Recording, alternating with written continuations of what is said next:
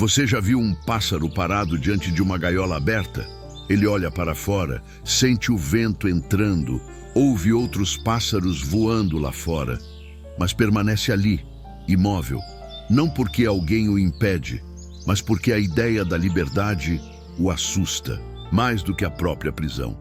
É exatamente assim que muitos de nós vivemos, presos em trabalhos que esgotam, relações que sufocam e rotinas que drenam nossa energia. A gaiola está aberta, mas algo dentro de nós ainda prefere o conhecido, o confortável, o que de alguma forma já conseguimos suportar. Essa introdução não é sobre culpar, é sobre perceber, porque a maioria das prisões modernas não tem grades de ferro, tem justificativas convincentes. É só uma fase. Todo mundo vive assim. Pelo menos tem um emprego. São frases que a gente aprende a repetir até parecer que faz sentido continuar. Só que lá no fundo algo incomoda, uma inquietação silenciosa que sussurra: isso não é vida, é sobrevivência. E é esse sussurro que a gente vai escutar mais alto agora. Ao longo deste vídeo, vamos explorar o que nos mantém dentro de uma vida que poderíamos mudar. Vamos entender os mecanismos invisíveis que nos convencem de que é melhor não arriscar. Mas mais do que isso, vamos ouvir histórias de quem teve medo e foi mesmo assim. De quem descobriu que do lado de fora da gaiola não há garantias, mas há ar puro. E coragem se respira, não se explica. Quando uma criança elefante é capturada, ela é amarrada com uma corda curta em um poste. No começo, ela tenta se soltar, se debate, puxa com força. Mas com o tempo, percebe que não consegue escapar e desiste. Anos depois, mesmo adulta, e forte o suficiente para derrubar árvores, ela continua parada, amarrada a uma cordinha fina que jamais poderia contê-la. Por quê? Porque aprendeu que não vale a pena tentar. O condicionamento é isso. Uma prisão que não está nos pulsos, mas no cérebro. Somos ensinados desde cedo a obedecer, a manter a estabilidade, a buscar segurança acima da realização. Crescemos ouvindo que mudar de caminho é arriscado, que recomeçar é fracasso, que estabilidade é vitória. E sem perceber, reproduzimos esses padrões mesmo quando já não nos servem. O trabalho que detestamos vira uma bênção em tempos difíceis. A relação tóxica se torna melhor do que ficar sozinho. E a vida que sufoca passa a ser vendida a nós como sinal de maturidade. Na psicologia comportamental, há um conceito chamado síndrome da gaiola aberta. Pessoas que, mesmo livres para sair de situações nocivas, não conseguem fazê-lo por estarem psicologicamente condicionadas à dor, ao medo ou à obediência. Elas não percebem a porta aberta, ou percebem, mas não confiam nas próprias pernas para atravessá-la. E o mundo moderno reforça isso o tempo todo, com boletos, promessas de estabilidade e a ilusão de que só quem está sofrendo está vivendo de verdade. Essa prisão emocional não é uma fraqueza individual. É um sistema aprendido, mantido e muitas vezes admirado socialmente. Mas ao entender como esse condicionamento funciona, começamos a questionar: e se essa corda que me segura for só uma ideia? E se eu já estiver forte o suficiente para rompê-la? A consciência é o primeiro passo para a mudança. E perceber que fomos treinados para ficar é o início da libertação. O ser humano, em sua essência, não busca felicidade, busca familiaridade. A dor conhecida costuma parecer mais segura do que o prazer desconhecido, porque o que é previsível oferece uma ilusão de controle, e o que é incerto, mesmo que tenha potencial de liberdade, provoca medo. Medo de não dar certo, medo de se arrepender, medo de não ser suficiente. Mas existe um outro medo, mais sutil, que quase ninguém admite: o medo de ser feliz. Isso mesmo, porque a felicidade real exige responsabilidade, movimento, mudança, Ela cobra de nós escolhas conscientes e não repetições automáticas. Quando você decide sair do padrão, você perde a desculpa. E perder a desculpa, para muitos, é assustador. Se eu deixar esse emprego e continuar infeliz, a culpa será só minha. Se eu sair desse relacionamento e continuar sozinho, será porque escolhi. É mais fácil culpar o sistema do que assumir o leme da própria história. Existe também o conforto invisível do sofrimento. A dor se torna identidade. Sou assim porque minha vida foi difícil. Nunca tive escolha. O mundo não permite que eu mude. Essas frases formam uma almofada em torno da nossa paralisia. Um lugar morno onde nada melhora, mas também nada assusta. Só que esse tipo de conforto não acalma, adormece e aos poucos nos anestesia até que já não sentimos nada, nem dor, nem desejo, nem sentido. Um caso emblemático é o de uma jornalista brasileira que decidiu largar uma carreira sólida na maior emissora do país para viver no interior, plantando sua própria comida longe dos holofotes. Ela não fugiu, ela voltou para si. E hoje relata mais paz, mais sentido e uma vida onde cada pequena escolha tem gosto de liberdade. Não porque tudo se resolveu, mas porque ela resolveu não continuar morrendo aos poucos num lugar onde já não se sentia viva. É nesse ponto que a linha entre o medo e o conforto se torna mais fina e mais perigosa. O medo paralisa, o conforto acomoda. Juntos, eles constroem a cela mais difícil de enxergar, aquela que parece lar. Chega um momento em que a vida, mesmo com tudo aparentemente no lugar, começa a incomodar. É como usar um sapato bonito que não serve mais. Por fora, tudo parece elegante, mas por dentro, cada passo é um incômodo crescente. Você acorda no horário, cumpre os compromissos, sorri nas fotos, mas algo lá dentro pesa. Não é tristeza, é um ruído existencial. Um sussurro que diz, tem algo errado aqui. Esse é o início do despertar. O ponto onde a alma começa a pedir ar, mesmo que o corpo ainda esteja confortável na rotina. O curioso é que muitas vezes esse incômodo surge nos momentos em que deveríamos estar bem. Depois de uma promoção, de uma conquista, de um novo relacionamento. E isso confunde. Porque se tudo está funcionando, por que o vazio não passa? A resposta é brutal. Talvez tudo esteja funcionando para os outros, mas não para você. Você construiu uma vida para se encaixar, não para se expressar. Uma vida que atendeu às expectativas externas, mas não às necessidades internas. E quando esse ruído cresce, ele começa a vazar em pequenas crises, ansiedade sem motivo claro, impaciência com as mínimas tarefas, vontade de chorar do nada, procrastinação constante. Não são sinais de fraqueza, são alertas de que o seu corpo está cansado de bancar um personagem. É o seu eu mais autêntico batendo na porta e dizendo, eu não aguento mais viver escondido. Essas pequenas rachaduras emocionais são a linguagem da alma tentando emergir, e ignorá-las só faz o desconforto crescer até que algo drástico aconteça. Um colapso, uma demissão inesperada, o fim de um relacionamento, uma crise de saúde. A vida encontra formas de forçar a pausa quando a gente se recusa a parar por conta própria. É nesse ponto que muitos se veem diante de um espelho emocional. E é ali, no silêncio entre um suspiro cansado e uma lágrima solitária, que surge a pergunta que muda tudo. E se eu pudesse começar de novo? Não como fuga, mas como escolha. E essa escolha pode ser o começo de tudo. Romper com a vida que não serve mais não acontece de um dia para o outro. Antes de qualquer atitude prática, existe um momento invisível, quase sagrado, em que algo dentro de você muda. É quando o medo de continuar começa a ser maior do que o medo de mudar. Nesse instante, a coragem não aparece como um grito, mas como um sussurro firme. Chega. E esse chega não precisa ser dramático. Às vezes, ele vem silencioso, num olhar demorado para o espelho, num gesto simples como fechar a aba de um site de emprego que você já abriu 1000 vezes, mas dessa vez com intenção real.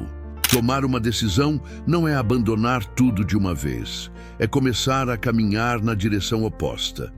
E toda caminhada de verdade começa com um passo pequeno, uma conversa que antes era adiada, um pedido de demissão, um fim de semana fora da cidade só para respirar, uma inscrição num curso que acende um brilho antigo nos olhos. Quando a alma começa a se mover, o corpo vai atrás, e o mundo, que parecia estático, começa a abrir pequenas brechas. Mas é importante saber, mudar dói. Existe um luto por tudo aquilo que a gente deixa, mesmo quando era ruim. O velho conhecido, mesmo tóxico, oferece uma sensação de pertencimento. Romper exige olhar nos olhos da própria solidão e ainda assim seguir. Não como um herói destemido, mas como alguém que, mesmo com medo, decidiu não se trair mais. Coragem não é a ausência de medo, é a recusa de continuar fingindo que está tudo bem. Histórias como a do chefe francês que largou uma carreira estrelada em Paris para abrir um restaurante simples em uma cidade na América do Sul são mais comuns do que imaginamos, e todas começam com o mesmo gesto: a decisão de parar de sobreviver e começar, enfim, a viver. É aí que o verbo romper deixa de ser sinônimo de perda e vira sinônimo de renascimento. Porque ao soltar o que sufoca, a gente finalmente tem espaço para respirar. E respirar de verdade é o que nos permite escolher o próximo passo com mais clareza. Quando você finalmente rompe com aquilo que te mantinha preso, um novo desafio surge: lidar com o vazio. Sim, porque ao abrir mão do que te aprisionava, você não entra automaticamente num conto de fadas. Você entra numa espécie de deserto, uma terra desconhecida onde os antigos muros caíram, mas ainda não há novas paredes. E é aí que muitas pessoas voltam correndo para suas antigas prisões, não porque elas eram boas, mas porque eram conhecidas. A liberdade, ao contrário do que romantizam por aí, não é confortável no começo. Ela é crua, exige decisões, responsabilidade e, acima de tudo, enfrentamento de si mesmo. Nesse espaço de transição, não há mais desculpas. Não tem mais o chefe para culpar, o relacionamento para esconder suas inseguranças, o roteiro externo ditando cada passo. Agora, tudo depende de você. O silêncio que antes assustava começa a revelar verdades adormecidas. Os desejos reprimidos voltam à tona e a pergunta muda de tom: o que eu quero fazer com a minha vida agora que posso escolher? É aí que a liberdade começa, de fato, a libertar. Não porque traz respostas imediatas, mas porque te devolve o direito de fazer as perguntas certas. É nesse processo que nasce uma nova relação com o tempo, com o corpo, com o próprio nome. Coisas simples ganham outros significados. O café da manhã vira ritual. O tempo sozinho vira encontro. A segunda-feira não vem mais como um fardo. Não é porque a vida ficou perfeita, mas porque agora ela é sua. E tudo o que é seu, mesmo quando exige esforço, tem sabor de pertencimento. Exemplos desse renascimento estão por toda parte. Pessoas que mudaram de cidade, de área, de estilo de vida e que, mesmo enfrentando dificuldades, nunca quiseram voltar atrás. Porque sentir medo na liberdade é diferente de sentir dor na prisão. Um paralisa, o outro ensina. Um drena, o outro constrói. E construir uma vida autêntica exige paciência, mas também entrega. A liberdade, no fim das contas, não é o destino, é o caminho. E ela só começa de verdade quando você aceita que viver com dúvidas é infinitamente mais digno do que sobreviver com certezas alheias. E é nesse ponto que algo profundo acontece. Depois da ruptura, do deserto e da estranheza da liberdade, surge uma nova etapa: viver com consciência. E isso não significa controlar cada passo, mas se responsabilizar por cada escolha. Quando você para de reclamar da vida que aceitou viver, entende que agora tudo o que fizer ou deixar de fazer é também uma forma de decisão. A consciência não é um fardo, ela é uma lente.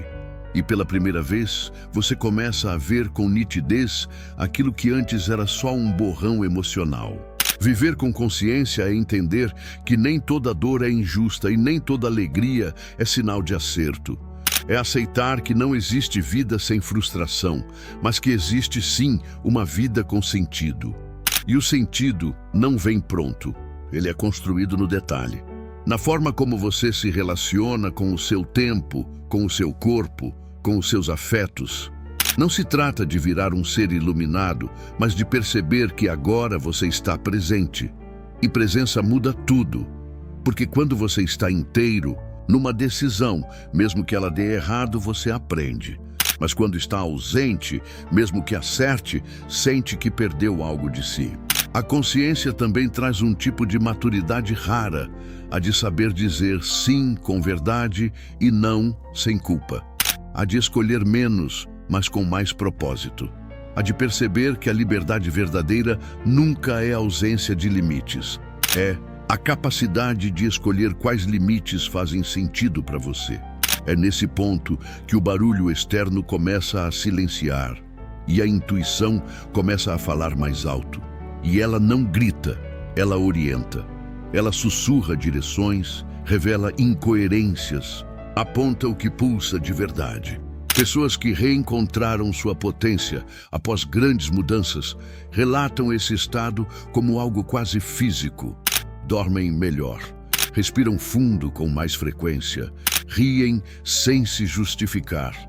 Não porque tudo ficou fácil, mas porque pararam de lutar contra si mesmas. E isso por si só já é uma forma de paz. Uma paz que não paralisa, mas que impulsiona. Viver com consciência é a forma mais silenciosa de revolução. É sair do piloto automático e assumir o volante, mesmo sem saber exatamente onde a estrada vai dar. Porque a estrada, agora, é sua.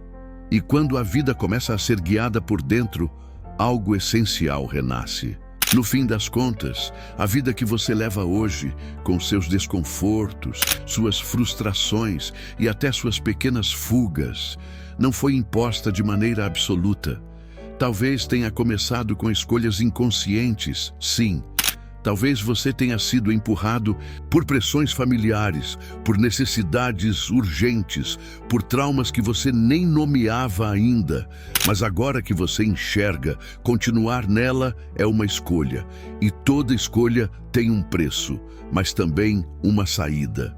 A verdade é que a gente reclama não só da vida que tem, mas do peso de ter aceitado ela por tanto tempo. A reclamação vira uma forma de aliviar a culpa de não ter mudado antes. Mas não precisa ser assim. Você não precisa se punir por ter ficado. Você só precisa decidir até quando vai permanecer. Porque há uma grande diferença entre ser vítima de um cenário e ser cúmplice dele.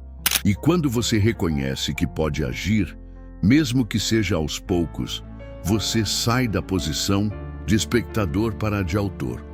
Você para de assistir à sua história e começa a escrever.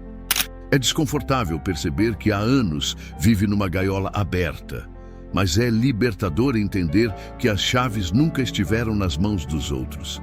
Estiveram no bolso da sua consciência. E o mais poderoso de tudo é que você não precisa fazer um movimento gigantesco agora. Basta um passo, um telefonema, um não que você sempre quis dizer. Uma página em branco onde você escreve com coragem a próxima frase da sua vida. Seja qual for a sua prisão, um emprego que seca sua alma, um relacionamento que esgota, uma rotina que adoece. Lembre, nada muda enquanto você continuar aceitando. E o primeiro passo não é sair correndo, é parar de reclamar. Porque a reclamação é o barulho da alma que se recusa a agir. E quando o silêncio da ação começa a falar, o mundo começa a escutar. Pare de reclamar da vida que você aceitou viver, Porque agora você sabe que pode escolher outra. E isso, por mais assustador que pareça, é o começo de tudo. A vida que você quer não começa com sorte. Começa com verdade. A sua.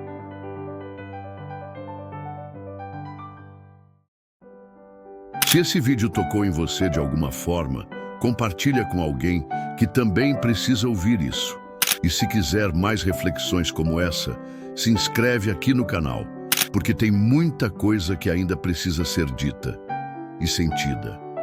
Até a próxima.